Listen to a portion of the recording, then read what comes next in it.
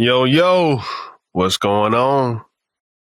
It's your boy Smooth, aka Mr. Do What It Do, aka Always on the Move. And this is a special edition of the Phone Home Podcast.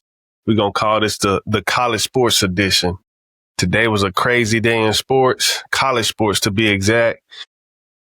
And I just got done watching it. I think it's 1:40 in the morning. I've been watching sports. I think I started watching it around 12 o'clock. Now, I did go to the park. I did go do some work. I did work out. So, yeah, I got some stuff done. It wasn't just all football. I managed to get a little bit of stuff done. But for the most part, I have been watching football all day. I think it was everything to be expected. I think it was everything to be expected. Yesterday actually started today, the Florida State-Virginia game. I didn't watch too much of that game. I went to a high school football game. Let me just talk about Grayson real quick. Grayson it's not an average high school. They should not be playing high school football. Let's just be honest. Their offensive line probably was like 6'5", maybe 6'4". Let's just like 6'4", 285. The quarterback. Listen, they playing their backup quarterback and they won by 50. Like, bro, how? I seen Steve Sarkisian there. They were looking at the linebacker, 5-star linebacker, number one linebacker in the country. I think it's Atkinson or something like that. That's his last name. Not really too familiar with the guy, but I'm definitely familiar with Grayson. But yeah, man, the team they played, I actually seen them play a week prior, and I thought they were good. I thought they were good. Bro, they did not make it past the 50-yard line. So, yeah, man, that's a different world. Just all the kids look different. The high school environment is different. Like I told my homeboy, we were joking. I said, bro, like those kids at that high school and that's on that football team, they not, like when I was in high school, we won the game. I went home, went to bed, just simple stuff. Like, bro, they going to the strip club. Like they going to the club. They're going to Onyx. They're going to Compound, Gold Room. Like it's not average over there. It's not average over there. So I mean, if you know about Georgia football, Gwinnett County to be exact, and Grayson, Buford, like it's a different world. So I went to see them play yesterday, and then I came home, caught a little bit of the Florida State, Virginia game. I mean, just a great game. I don't think nobody expected Florida State to go undefeated outside of my homeboy, who's a Florida State fan, but I think that's just part of it. And then today, I think I watched the first game I watched was on, what time was that? 1 o'clock. I really didn't pay attention till about 2:30, 3 o'clock. The Illinois USC game, that was a great game. What was another early game? What was another early game that was really good? That guy for USC, Malachi Lemon, that dude crazy. The receiver, that dude crazy. So yeah, that the Georgia Tech Wake Forest game, that game was great, man. Georgia Tech quarterback, I mean, he just, we were joking about him, like in a couple of years, he might be a firefighter, or you might catch him at the bar, just drinking all the time because of how many hits he take. But like, he like a poor man's Tim Tebow. Like the guy, I think his last name is, what's his last name? King. Yeah. King. He's like a poor man's Tim Tebow. And I mean, like, they can win any game, like, just based off of his, that teams follow his personality. And I think Georgia Tech, they really could win any game, just based off of how they play their offensive scheme, the quarterback, them trusting him. He's tenacious, he just gonna make the play, and the thing about him, he probably is the best overall player in the country, but because he don't have the size, he don't have the speed, and he played for Georgia Tech, he's really not going to get any recognition. But I mean, being honest with you, he might be the best player in the country right now, but nobody's really going to give him that credit. But that was a great game, the Georgia Tech Wake Forest game. Then you had, like I said, USC, Illinois. There weren't really too many playmakers out in that game, but the receiver, Lemon, he really played well. But that was just another good game to watch. The Texas A&M and Auburn game, I got that game wrong. The Alabama Ole Miss, no, not Alabama Ole Miss, but the LSU Ole Miss game, I got that game wrong. They were both really sloppy. They were close games, but they were both really sloppy. So, I mean, I didn't see nothing. I didn't see nothing from the LSU game, the Ole Miss game. I didn't see nothing from the Auburn, Texas A&M game. It was just great football, but it was really sloppy. I think both of those games probably had like 20 plus penalties. So it really wasn't nothing too amazing. It was just, good football games for the fan base. The Tennessee-Mississippi State game, and that was a really good game, high-scoring game. I kind of put that game on a back burner as it kind of got, close to the Alabama and Georgia game. So, yeah. The Ohio State-Washington game.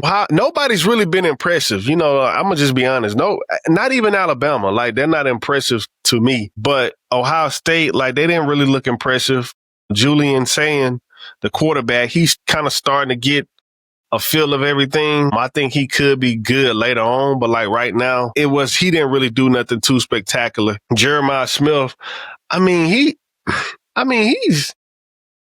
hasn't shown me nothing spectacular. I think in the playoffs, he played spectacular, but I don't like how the country sees him as this great football player. I think he's a great receiver, but like comparing him to Calvin Johnson, Julio Jones, I don't see that. Me personally, I don't see the comparison.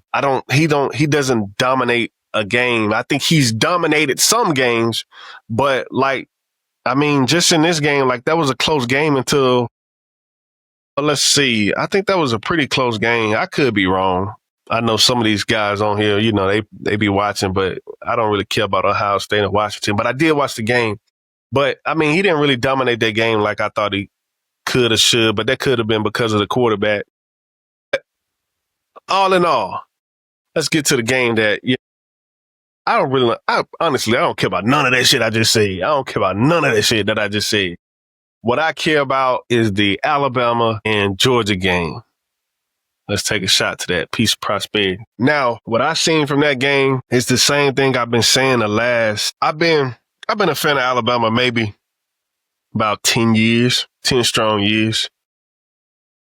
And what I've seen from that game, the Alabama and Georgia game, is nothing different, especially in the last 6 years. It's nothing different.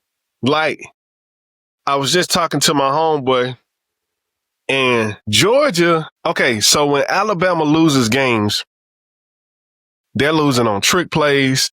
They losing to quarterbacks who can run the ball. It's just always something, a factor that they don't see all the time.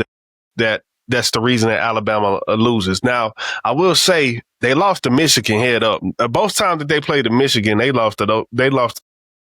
But when you think about how they lost to Vanderbilt last year, Florida State this past a couple weeks ago, when you think about Johnny Manziel, when you think about when Auburn beats Alabama, it's always a running quarterback element or some type of trick play, some type of offensive scheme that they don't see all the time.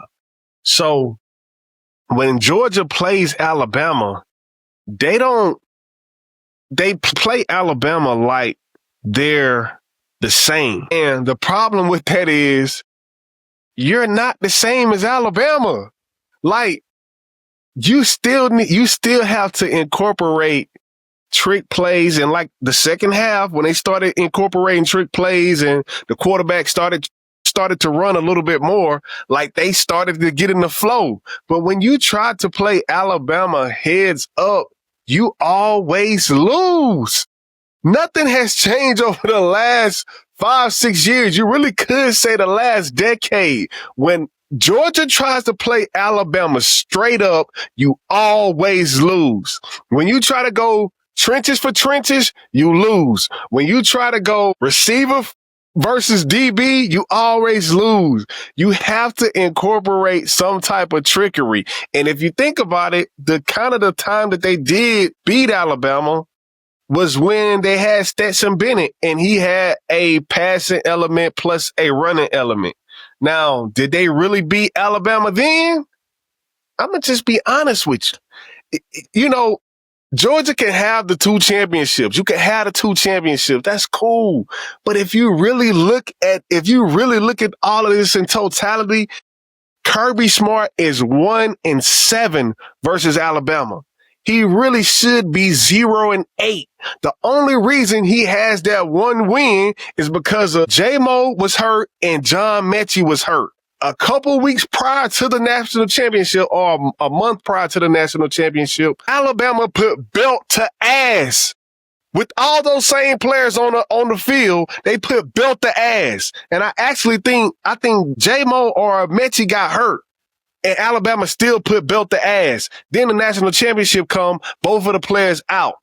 So Kirby Smart really should be 0-8 versus Alabama. And if we're being completely honest, I don't care what nobody thinks. I think Kirby Smart would be out of there. If he lost that game, if he lost that national championship a few years back, the first title that I believe that they got, if he lost that first game, I truly believe that Kirby Smart would have been on the chopping block, because the whole reason that they fired Mark Richt is because he couldn't win big games. He couldn't beat Alabama. And so you bring Kirby Smart, and at that time he was 0-3, 0-4 versus Alabama.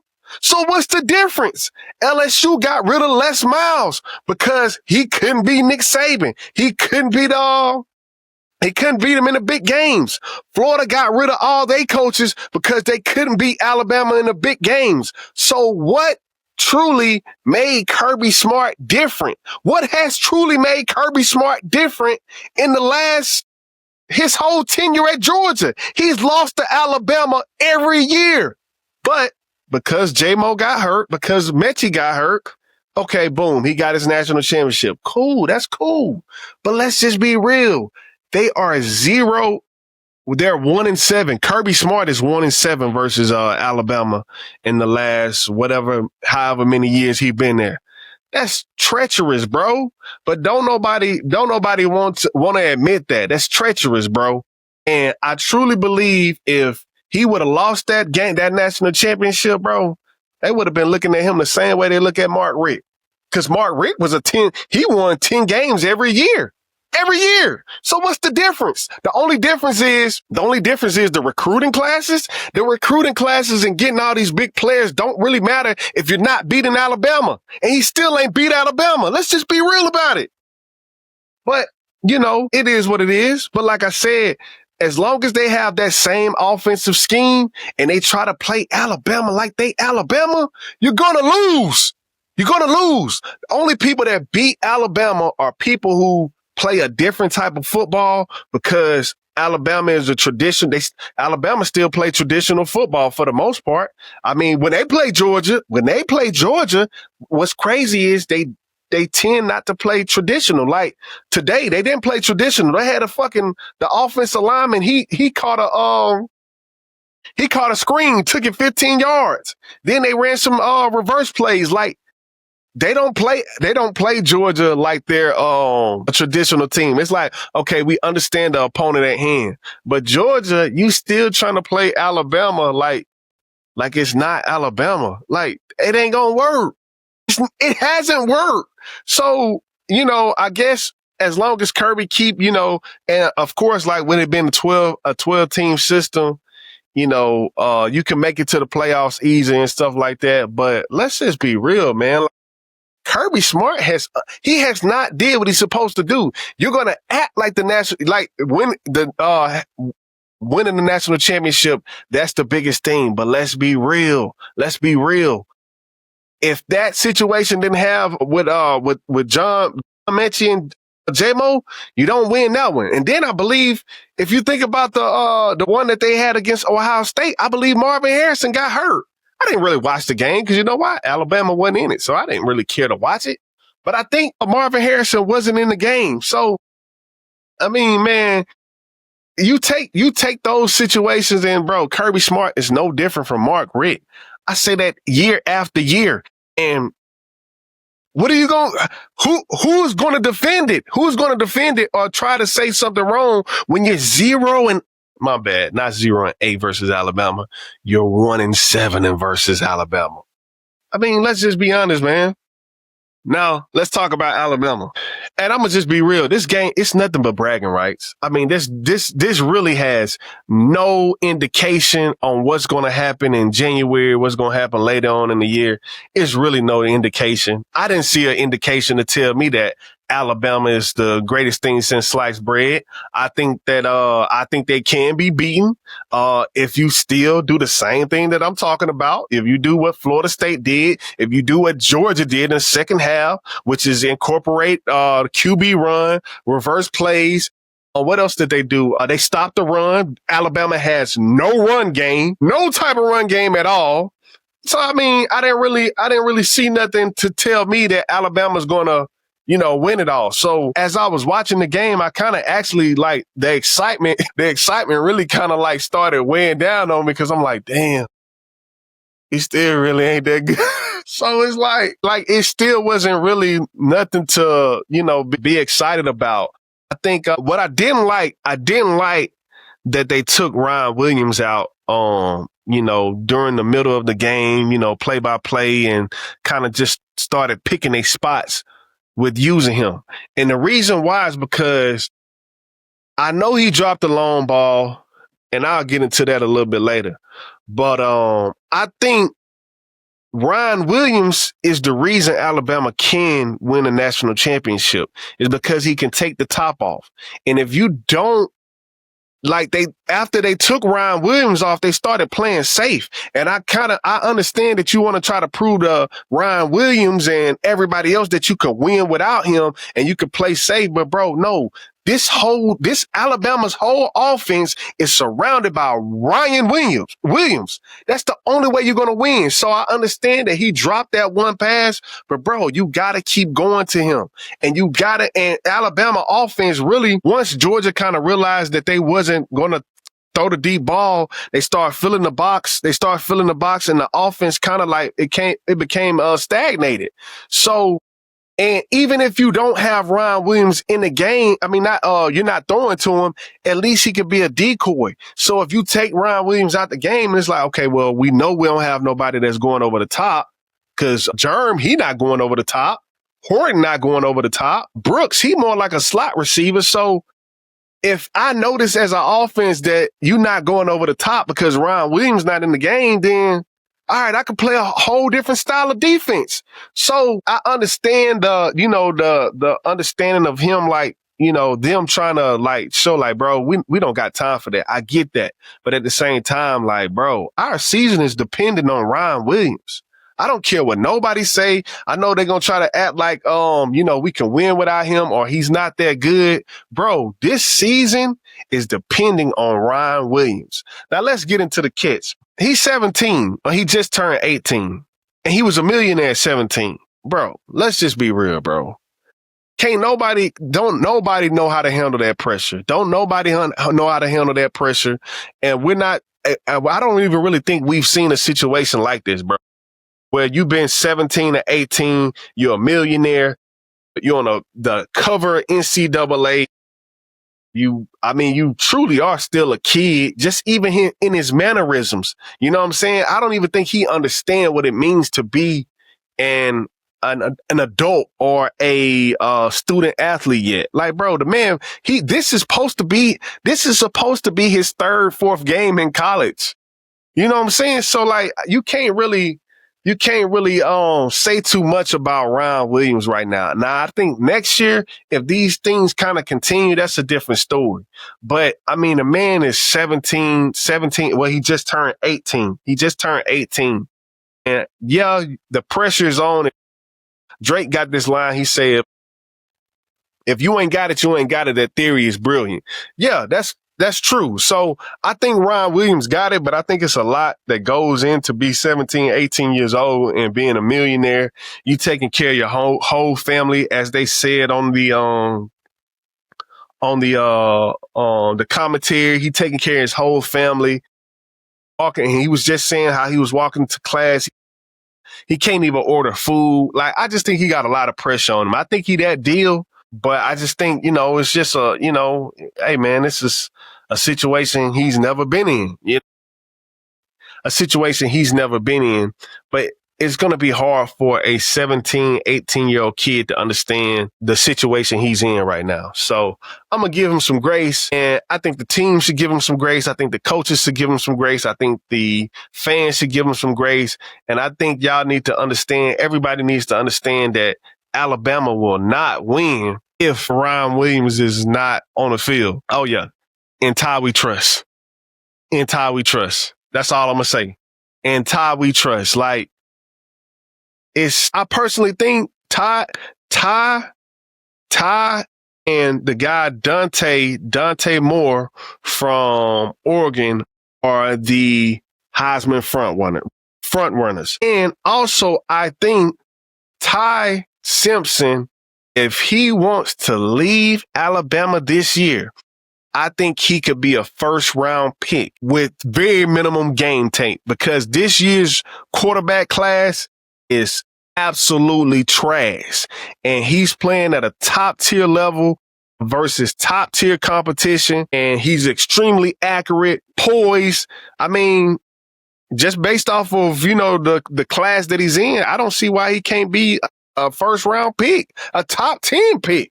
And depending on how the season go, the number 1 pick. I think that might be the guy from Miami, but I mean, I think everything is on the table for Ty. And Ty we trust. I think the Florida State game, yeah, he was shaky, but I think, man, that guy flawless, man. And I think later this year, when you go play teams like Oklahoma, we got Oklahoma at home this year. I think we got Tennessee on the road this year, do we? Yeah, when you go play those tough teams on the road, Tennessee, South Carolina, I think, Ty's really going to help out a lot. Alabama's defense, strong. The secondary, crazy. That's probably this year's secondary, especially at corner. Man, that's probably the best 2 corners they've had probably, man, I don't want to say ever, but I'll probably say in the last 5 to 7 years, that's the best tandem there is. Xavier Brown and Damani Jackson. And Braden Hubbard, come on, man. He a headhunter, and he gonna make big plays when he need to make big plays. I think this is the 3rd week in a row he's had consistent turnovers. But I mean, yeah, Alabama looked really good, but it's some holes, some holes in their game. I'm not convinced that they're the best team in the country. I think they can beat any team in the country, but I think anybody can beat them, so I think it's just, it's a lot of parity, which is good, just from a fan perspective. But, yeah, man, it's a lot.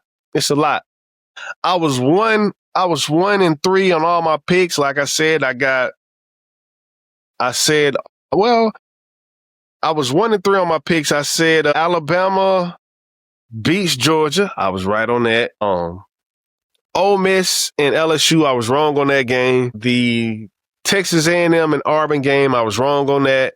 The Colorado and BYU game, I was wrong on that. What was I right on? I was right on the Penn State Oregon game. Of course, Penn State they gonna shit the bed in the end. But I didn't care about none of those games. I didn't care about none of that. The only game I cared about being right was Alabama versus Georgia. And here we are, man. Here we are. So, yeah, I just want to do that real quick. And I don't know if we're going to have another Saturday like that. That was crazy. So, yeah. Hey, but stay tuned to the Phone Home Podcast. We got another episode dropping this Tuesday. And, yeah, we're going to keep grinding. Stay tuned. Appreciate you. I'm out.